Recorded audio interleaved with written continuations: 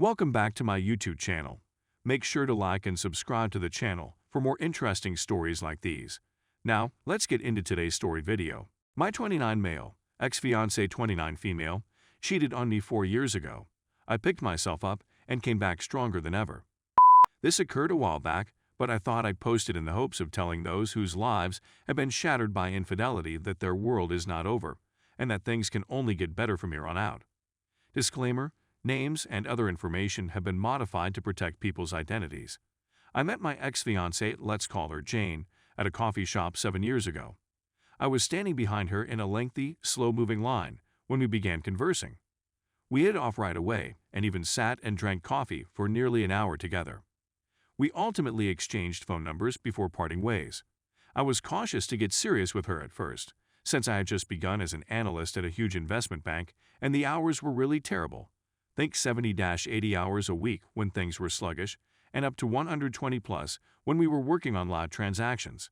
I'd also heard numerous relationship horror tales from my younger colleagues about how all of their relationships had collapsed as a result of the long hours and inability to see their so's on a regular basis.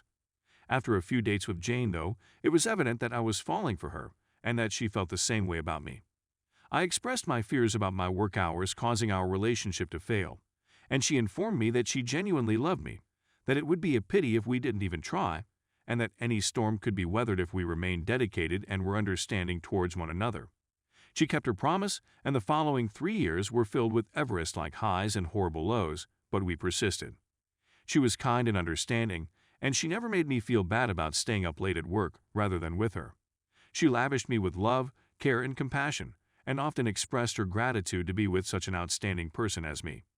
In exchange, I did all in my power to love her as she deserved to be loved.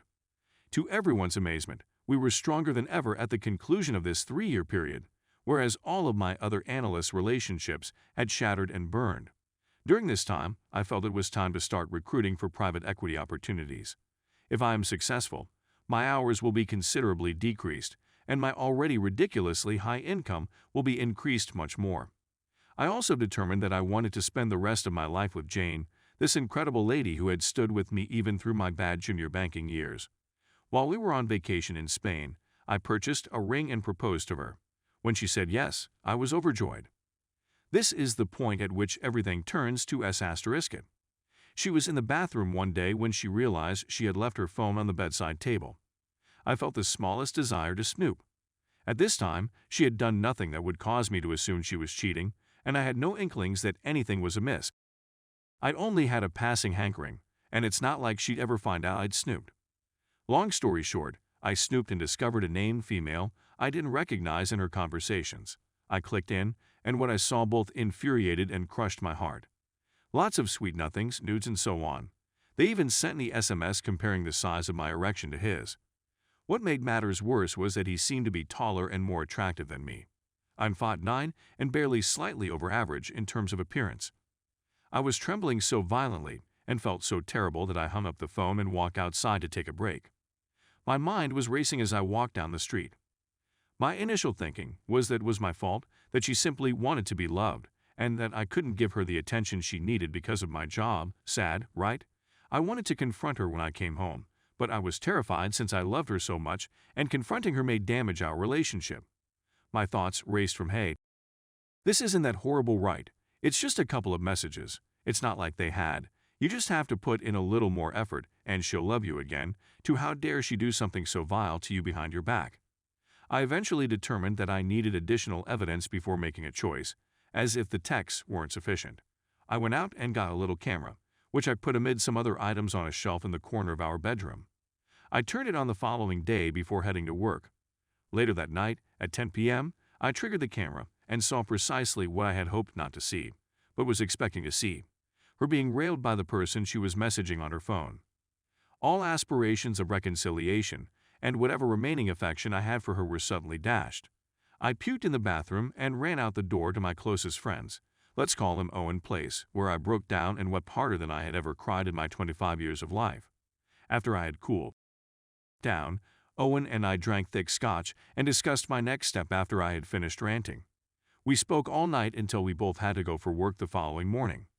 He advised that instead of confronting Jane and ending my engagement, I'd be courteous around her until I got a new job, ideally in private equity, and a new apartment, then block her phone, email, and all forms of social media, etc., and move out while she's at work. I'd be kissing her goodbye in the morning, and the next thing I knew, I'd be gone, as if I never lived. He warned me that it would strike her like a truck.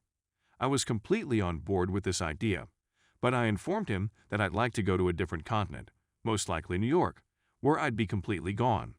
He told me he'd miss me if I did, but if that's what I needed, he backed my choice. Later that day, I dragged into work like a zombie, but the tremendous weight that had been dragging me down had been significantly removed. The following month was the most terrible I'd ever had to face. Being near Jane whenever I was at home was brutally agonizing, as did pretending to be normal. I couldn't look her in the eyes without wanting to hurt her physically, but I was able to put on a brave front and be loving towards her. We even had a couple sessions, which left me feeling disgusted and weak. She had informed everyone that we were engaged, and when she mentioned the wedding, I lied and said that we would have to wait a few months since things were heating up at work and I would be quite busy. I delivered the same response to the swarms of common friends and relatives who had called to congratulate us.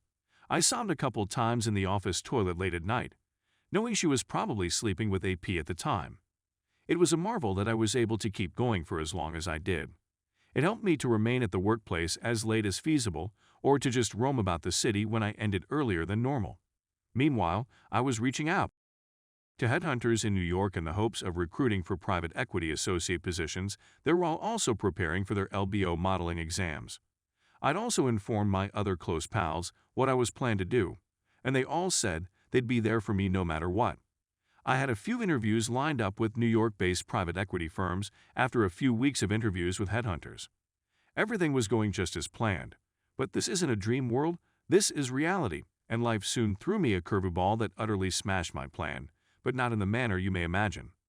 One Friday night, I went out with Owen and another of my pals, let's call him Antoine, and we ended up socializing with a bunch of individuals Antoine knew. One of the most gorgeous females I'd ever seen was among them. I chatted to her for a while and we got along well. Her name was Alyssa, and she was from Sweden. She was very gorgeous and looked like Elsa Hosk. She was an Elsa Hosk's exact twin. You know who was Elsa and who was Alyssa if you place them both side by side, but you understand what I mean.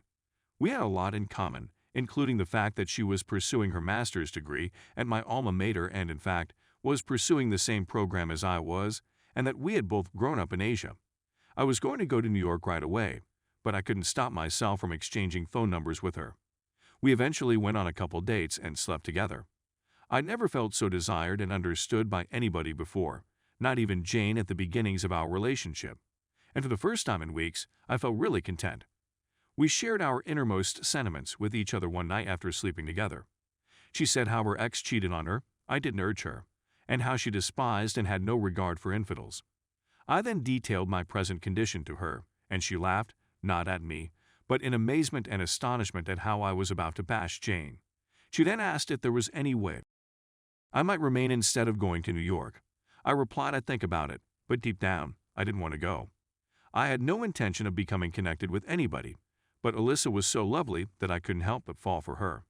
Her beliefs on infidelity also convinced me that she would never betray me in such a heinous manner as Jane did if we ended up together.